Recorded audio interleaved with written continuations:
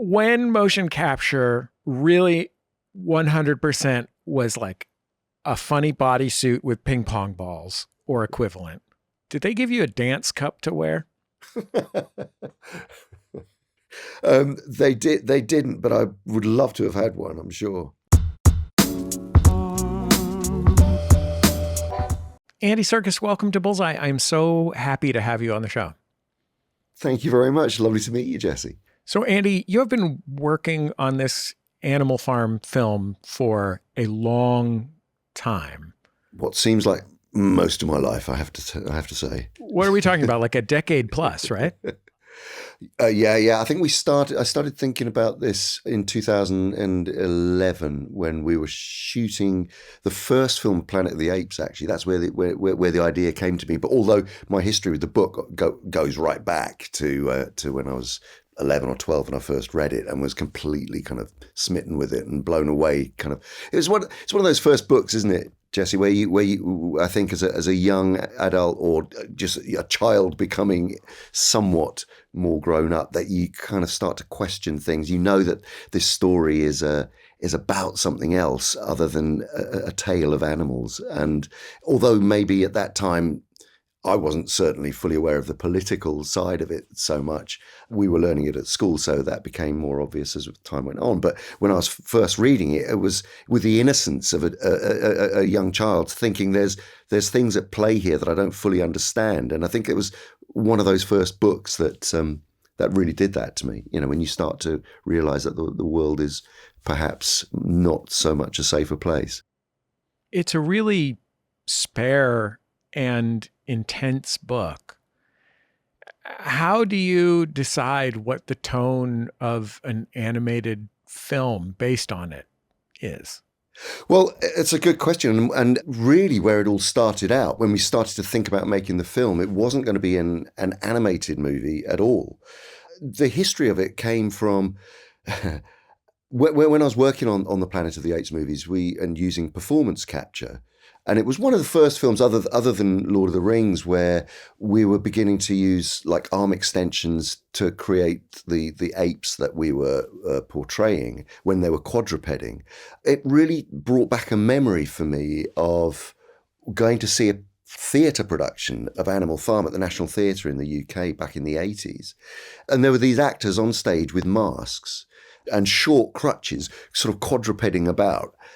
Being pigs and various other animals. And I just was mesmerized by this. And then, so if you then jump forward to all of the technology of performance capture and the films that had been made using it, to when we were making Apes in 2011-12, the first one. And there was this sequence of the animals, of the apes rebelling in the facility, and Caesar, the character that I was playing, leading this rebellion and an escape. It suddenly came to me that this would be the perfect medium to explore Animal Farm. Now actors can play, you can really inhabit and embody and emotionally portray the feelings of what these animals have been through in Animal Farm. And so that was when it really started. Yeah, as I say, 2011-12, when we were first doing Rise. And then it was like, okay, within animation, because obviously over the last few years, animation's become a fantastic currency in the film world to tell stories that have darker themes. I mean, we're much more accepting now of adult animation, for example, than we were 10 years ago, or 15 years ago, from a kind of presentational point of view, how we wanted to make the audience feel they were watching something that contained innocence, but that gradually the darker themes were going to play into it in a way that was going to connect with a modern audience, not, by the way, retell the story of totalitarian Russia in the 30s and 40s, or post-Russian Revolution, and the way that rebellion went wrong. So the novel, as written by George Orwell, is a pretty direct allegory about Stalinism, and was, written and published during World War II, when the UK was allied with Stalinist Russia in the Second World War. The United States was as well, obviously, but Orwell, British. it's about the way that specifically a socialist revolution through a, Leninist point of view can be corrupted by a Stalinist figure like Stalin. Absolutely. In 2026, obviously Stalin's been dead for 65 years or whatever it is, but also, there aren't a ton of socialist revolutionary states extant right now. I mean, I think, Venezuela was that for a while. There's a few countries that, Cuba, Laos, that have held on to some extent to some socialist revolutionary ideas. But there's not a ton of them out there. And there's certainly no USSR. When you're making Animal Farm in 2026, are you still thinking about it in terms of what are the pitfalls of a idealistic socialist revolution? So the big question. So when we started to work on this book, we was associating with the Orwell estate. And one of the things that we were very keen to do was to get to the heart of what Orwell was talking about. First of all, he wrote this book as a way of connecting with young inquiring minds. And there is a story where Orwell got the inspiration from walking down a country road and seeing a young boy beating a horse with a stick very, very hard, who was pulling a cart, and a young lad, and he just saw the brutality going on, and it spurred this idea of, well, what if that animal could turn around and have its say? So that's one thing. The other thing is, when we all have our understanding of who Orwell was, but for those people who don't know, he was a sort of a middle class, but lower middle class, from a very low middle class family, who was educated at Eton, a very a posh public school, and when he was and during colonial times, and he went on this journey of eventually becoming a socialist, but it took him through going and working in Burma as a policeman, where he inflicted brutality on people and was part of the colonial regime that was overseeing the country. So he understood what authoritarianism meant from the inside, and his journey to becoming a socialist himself. I mean, he classed himself as a socialist. I think every fiber of his being, whatever he was writing about, in some way was about questioning authoritarianism, because he himself had been part of a regime that had inflicted itself in that way. And he was an anti-authoritarian, but also like a person who directly advocated for state control of the means of production as part of his absolutely ideology. Like, he was very clearly anti-imperialist and anti-authoritarian, but a socialist in some ways, in a very classic sense, not just in a like universal healthcare sense. No, absolutely. No, every fiber of his being kind of connected with that way of thinking, that ideology. So when we started working on the story, we really didn't want to revisit totalitarian Russia. I mean, this is back in 2011 and 12. But at the time, when we were talking to the Orwell estate, we said we wanted to make a version of Animal Farm that would, for young people, that would reflect the tone of the book, that would speak to a young modern audience, and look at what the themes that are still present. What are those themes? And the corruption of power seemed to be something that was ever present, an eternal problem, and also a growing sense of being lied to, and that's a huge theme within the book. The animals are being lied to, and the lies compound and get bigger and bigger and bigger, to the point where their whole understanding of the rebellion that they've had and what they were fighting for originally is turned on its head. Something that I wondered, Andy, was whether your childhood experiences of totalitarianism and the sort of legacies of colonialism. As you grew up with a father who was Armenian Iraqi and lived in Iraq. You grew up in England with your mother, who was also, I think, substantially Iraqi. Is that right? Half, yeah. Her mother was French, Iraqi French. Yeah. Were you thinking of what it was like to visit Iraq as a child, spend time there, visit other parts of the Middle East, just like on vacation?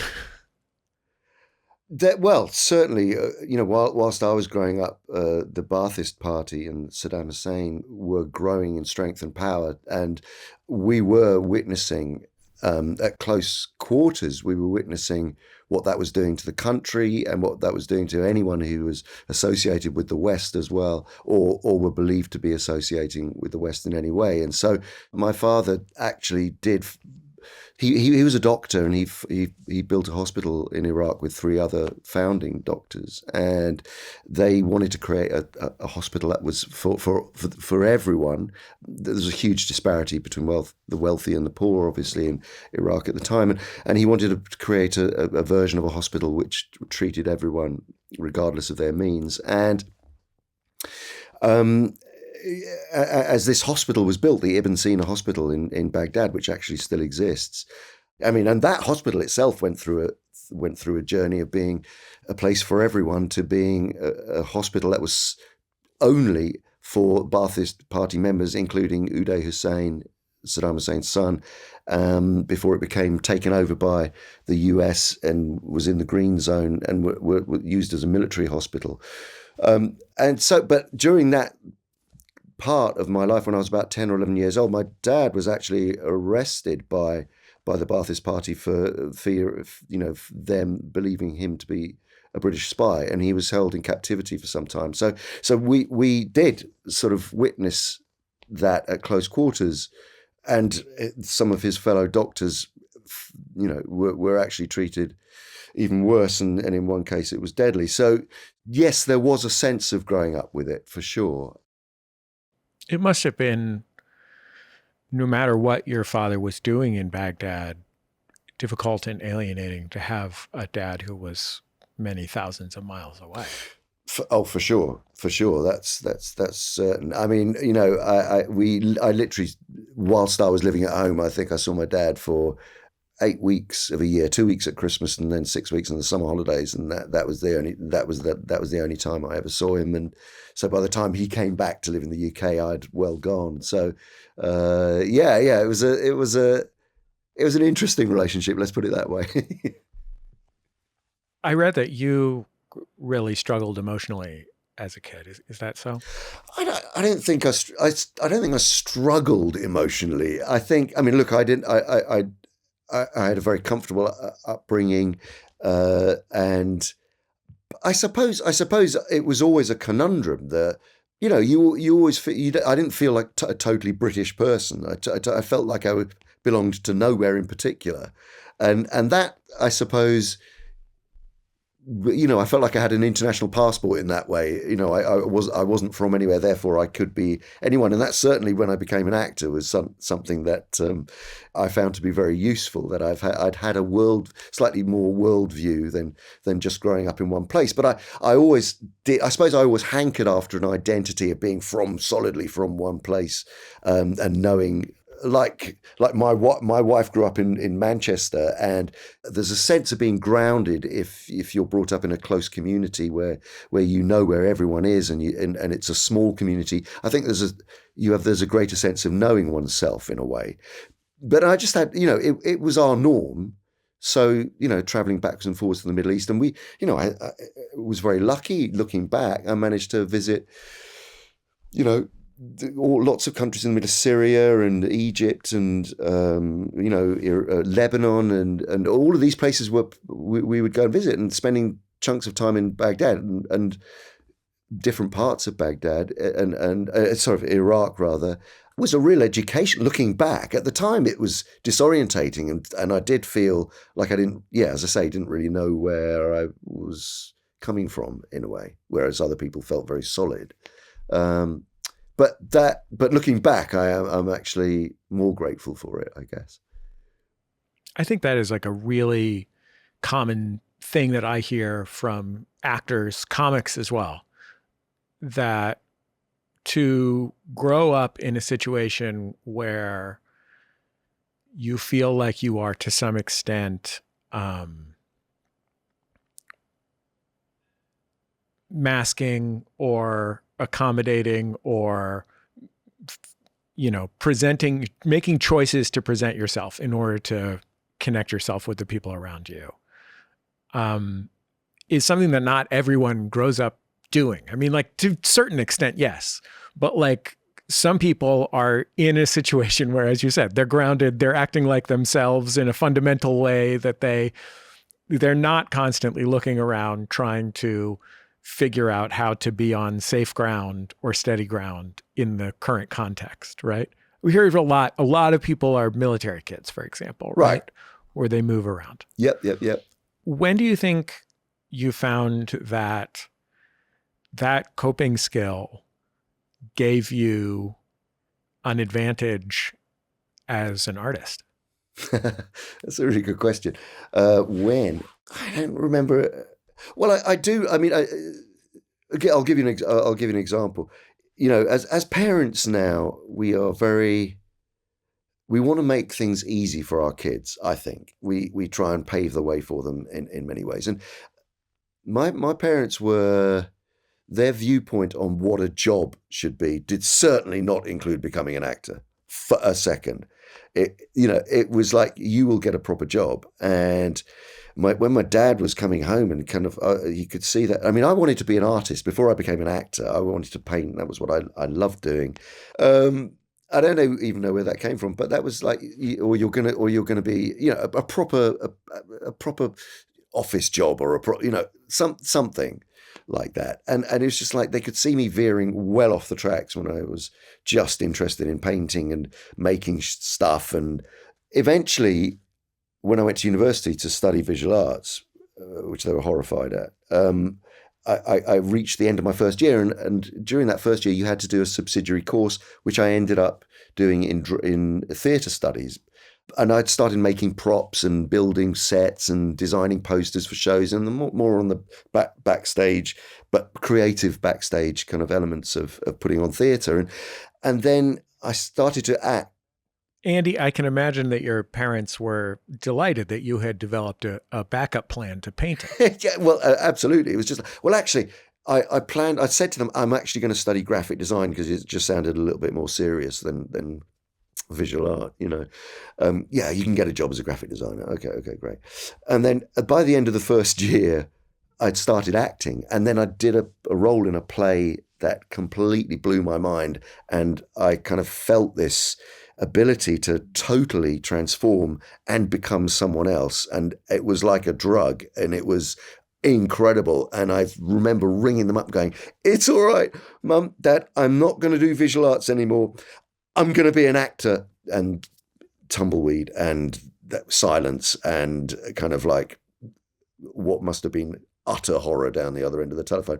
And they just thought, our son is now on a journey to hell, probably.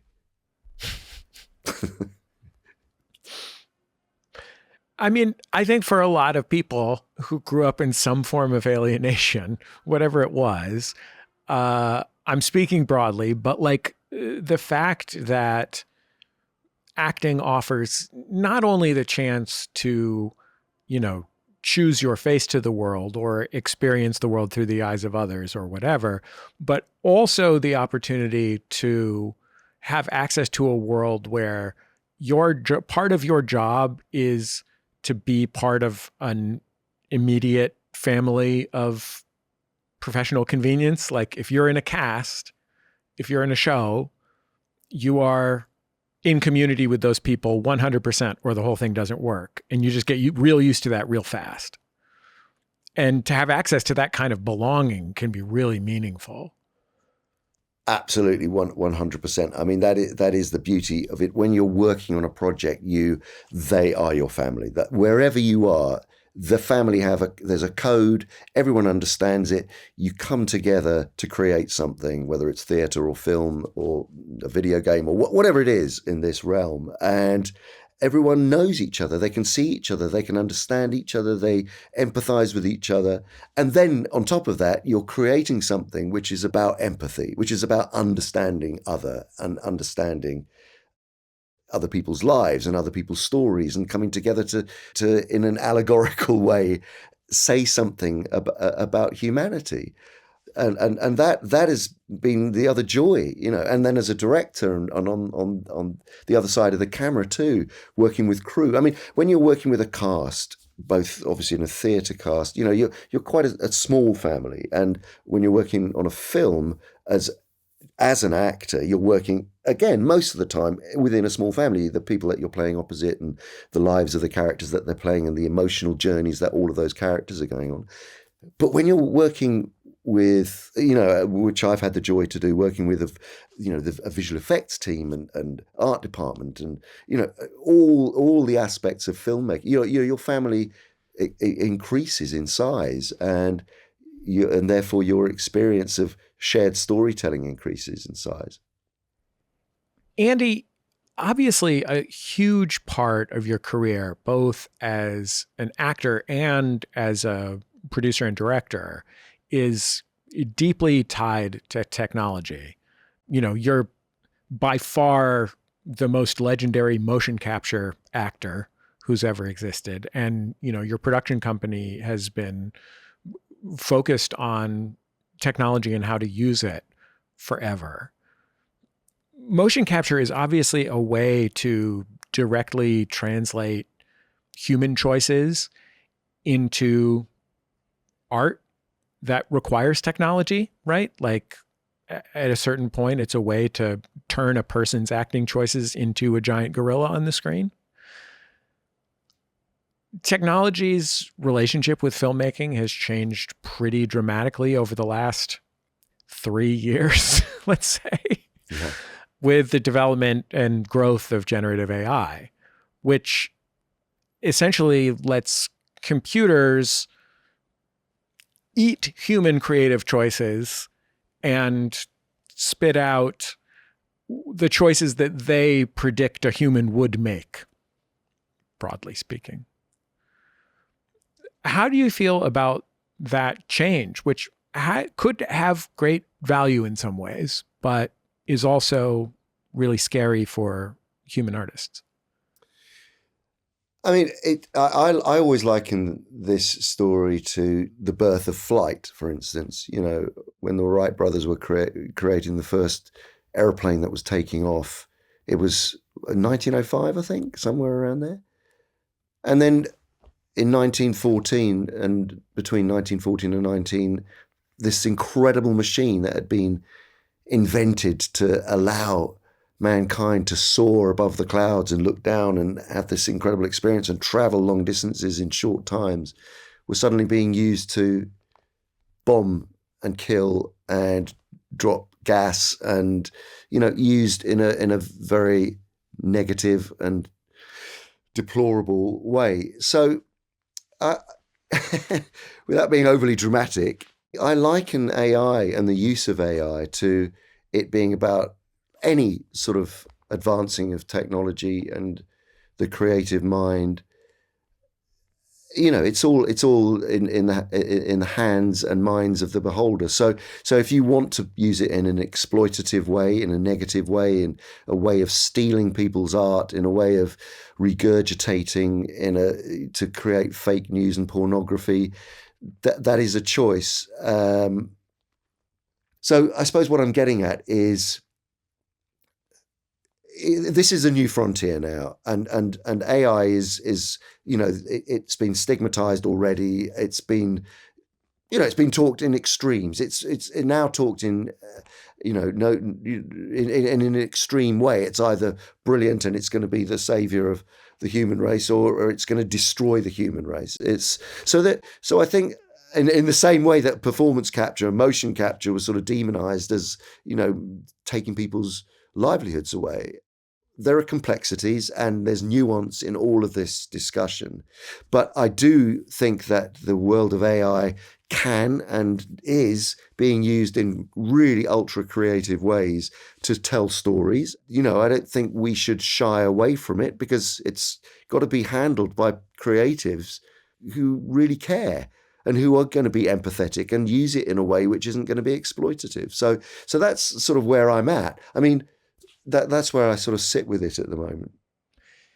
Andy, you're the greatest living motion capture artist, and you've been very generous with your time. I have one tiny question to ask that is, to be frank, it's a bit of a waste of your time. When motion capture really 100% was like a funny bodysuit with ping pong balls or equivalent, did they give you a dance cup to wear?